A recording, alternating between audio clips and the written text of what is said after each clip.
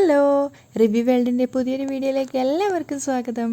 അപ്പോൾ വരാൻ വേണ്ടി പോകുന്ന ഒരാഴ്ചത്തെ നമ്മുടെ ചെമ്പനീർ പൂവിൻ്റെ പ്രിയപ്പെട്ട സീരിയലായ ചെമ്പനീർ പൂവിൻ്റെ കഥയാണ് കേട്ടോ പറയാൻ വേണ്ടി പോകുന്നത്.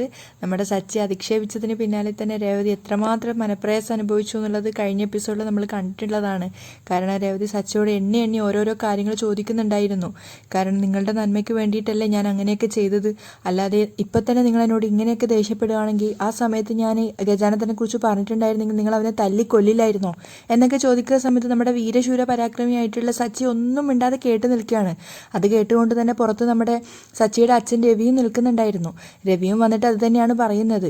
കാരണം എല്ലായ്പ്പോഴും എല്ലാവരുടെ അടുത്തും തിരിച്ചങ്ങോട്ട് ന്യായീകരിക്കാറുള്ള നീ എന്തുകൊണ്ട് ഇന്ന് രേവതി പറയുമ്പോൾ കേട്ട് നിന്നത് നീ ഒന്ന് സ്വയം ആലോചിച്ച് നോക്ക്. കാരണം രേവതിയുടെ ഭാഗത്താണ് ന്യായമുള്ളത്, അതുകൊണ്ട് തന്നെയാണ് നീ കേട്ട് നിന്നത് എന്നൊക്കെ പറഞ്ഞു കൊടുക്കുന്ന സമയത്ത് സച്ചിക്ക് തിരിച്ച് മറുപടി ഒന്നും പറയാനുണ്ടായിരുന്നില്ല. സച്ചി അവരെ ഫേസ് ചെയ്യാനാവാതെ തന്നെ ആ തലേ ദിവസം കള്ളു കുടിച്ച് വന്നതിൻ്റെ ആ ഒരു ഹാങ് ഓവറും ഒക്കെ കൊണ്ട് തന്നെ എങ്ങനെ അവരുടെ മുന്നിൽ എസ്കേപ്പ് ആവണ്ടേ എന്നുള്ള രീതിയിലാണ് ഉണ്ടായിരുന്നത്. അതുകൊണ്ട് തന്നെ സച്ചി വേഗം അവിടെ നിന്ന് ഇറങ്ങി പോവുകയാണ്. അതേസമയം സച്ചിയുടെ അച്ഛൻ പറയുന്നുണ്ട്, ഇനി മേലാൽ ഇതുപോലെ കള്ളു കുടിച്ചിട്ട് ഇങ്ങോട്ടേക്ക് വരാൻ പാടില്ല.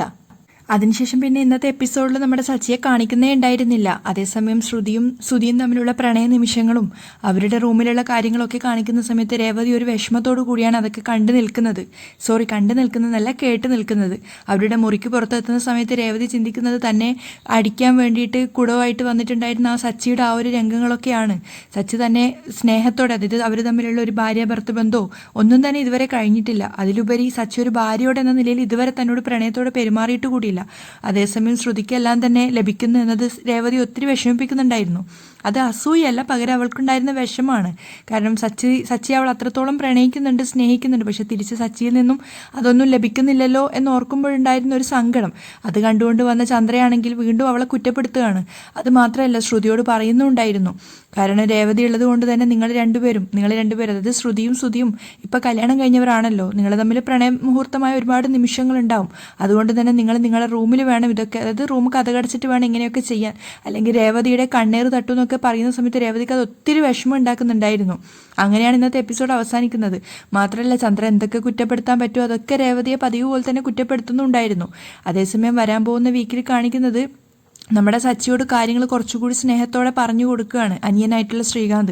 ശ്രീ പറയുന്നുണ്ട്, ഏട്ടൻ ദയവ് ചെയ്തിട്ട് ഏട്ടത്തമ്മയായിട്ട് ഈ തല്ല് കൂടുന്നൊന്ന് നിർത്തുക, കാരണം അവരോട് സ്നേഹത്തോടെ ഒന്ന് പെരുമാറാൻ ശ്രമിക്കുക എന്നൊക്കെ പറഞ്ഞിട്ട് ഇത്ര നേരം സച്ചി ചെയ്തിട്ടുണ്ടായിരുന്ന പല കാര്യങ്ങളെക്കുറിച്ചും സച്ചിക്ക് പറഞ്ഞു കൊടുക്കുകയാണ്. ആ സമയത്തൊക്കെയാണ് സച്ചിക്ക് ഒരുവിധം കാര്യങ്ങളൊക്കെ മനസ്സിലാവുന്നത് പോലും.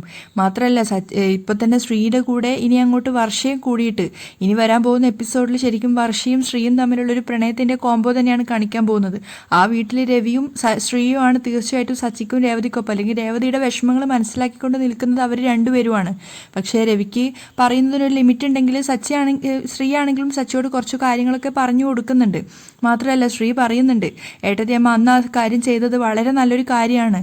കാരണം അന്ന് ഈ ഏട്ടൻ്റെ ഈ ഒരു മുൻകോപം എടുത്തുചാട്ടവും കാരണം ഏട്ടൻ അന്ന് പോയിട്ടുണ്ടായിരുന്നെങ്കിൽ തീർച്ചയായിട്ടും ഗജാനന്ദനെ കൊല്ലുമോ അല്ലെങ്കിൽ അയാളുമായിട്ട് എന്തെങ്കിലും ഒരു പ്രശ്നം ഉണ്ടാവുകയോ ചെയ്യായിരുന്നു. ഏട്ടൻ്റെ ദേഷ്യത്തിന് ചിലപ്പോൾ കൊല്ലുക തന്നെ ചെയ്യും. ആ സമയത്ത് ഏട്ടൻ ജയിലിലേക്കാണ് പോവുക. അത് ഏട്ടത്തിയമ്മയുടെ ജീവിതത്തിൽ തന്നെയാണ് ബാധിക്കുക, അല്ലെങ്കിൽ നമ്മുടെ കുടുംബത്തെ മുഴുവൻ അത് ദുഃഖത്തിലാഴ്ത്തും. അതുകൊണ്ട് ഏട്ടത്തിയമ്മ കണ്ടറിഞ്ഞിട്ടാണ് അങ്ങനെയൊക്കെ ചെയ്തിട്ടുള്ളതെന്ന് പറഞ്ഞു കൊടുക്കുകയാണ്. അപ്പോൾ ശ്രീ സമാധാനത്തോടു കൂടി ഓരോരോ കാര്യങ്ങൾ, അതായത് കള്ളിൻ്റെ രീതിയിലല്ലാണ്ട്, അന്ന് തലേന്ന് ദിവസം കള്ളു കുടിച്ചിട്ടാണല്ലോ സച്ചി ഉണ്ടായിരുന്നത്, ആരെന്ത് പറഞ്ഞാലും കേൾക്കാൻ പറ്റുന്ന ഒരു അവസ്ഥയല്ലല്ലോ. പക്ഷേ നേരം പുലർന്നപ്പം രേവതി പറഞ്ഞ കാര്യങ്ങളാണെങ്കിലും അച്ഛൻ പറഞ്ഞ കാര്യങ്ങളാണെങ്കിലും സച്ചി കേൾക്കുന്നുണ്ട്. മാത്രമല്ല, ഇപ്പം അവന് ചെറുതായിട്ടൊക്കെ ഒരു കുറ്റബോധം തോന്നുന്നുമുണ്ട്.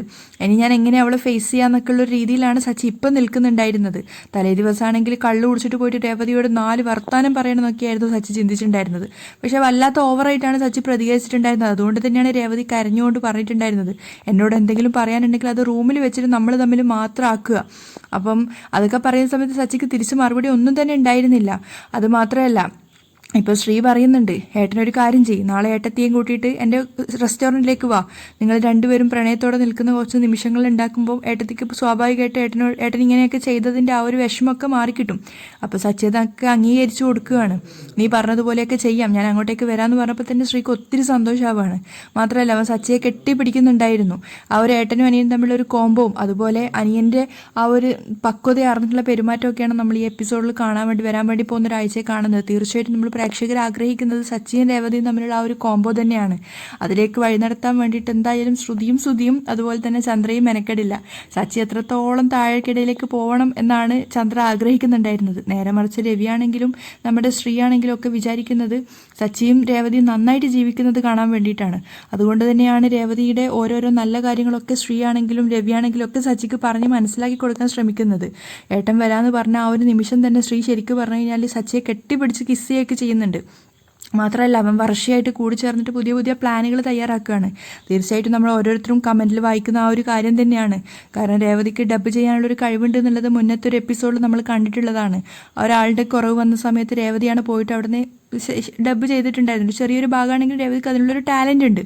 അപ്പം തീർച്ചയായിട്ടും സച്ചി പറഞ്ഞുകൊണ്ടിരിക്കുന്ന ഒരു പ്രശ്നം എന്താണെന്ന് വെച്ചാൽ, എനിക്ക് ഇത്രയും കടങ്ങളുണ്ടായി, എൻ്റെ വണ്ടിക്ക് 2 ലക്ഷം രൂപ പോയി, ഫിനാൻസർക്ക് പൈസ കൊടുക്കാനുണ്ട്, ഈ ഒരൊക്കെ കാര്യങ്ങളുണ്ട്, ഇതൊക്കെ നീ വീട്ടിൽ തരുമോ, നിൻ്റെ വീട്ടിൽ നിന്ന് പൈസ കൊണ്ടുതരുമോ എന്നൊക്കെയാണ് സച്ചി ദേഷ്യത്തോടെ രേവതിയോട് പൊട്ടിത്തെറിക്കുന്നുണ്ടായിരുന്നത്.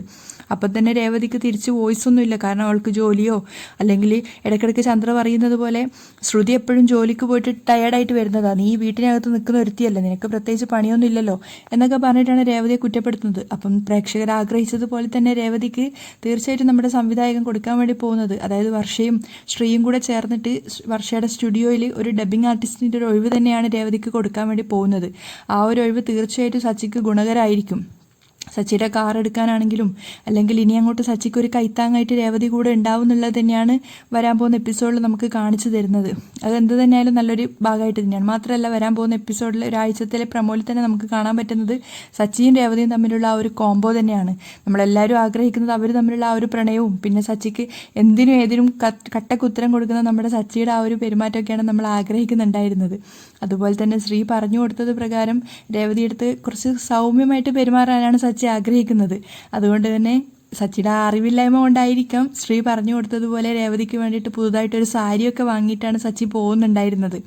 അപ്പം അതൊക്കെ കൊണ്ട് പോകുന്ന സമയത്ത് രേവതി ഒട്ടും പ്രതീക്ഷിച്ചില്ല. കാരണം പിടിക്കുകയും അല്ലെങ്കിൽ രേവതിയെ കുറ്റപ്പെടുത്തിക്കൊണ്ടേയിരിക്കുന്ന ഒരു സച്ചി പോയിട്ട് രേവതിക്ക് ഇങ്ങനെയൊക്കെ ചെയ്യുന്ന രേവതി പോലും വിചാരിക്കില്ല.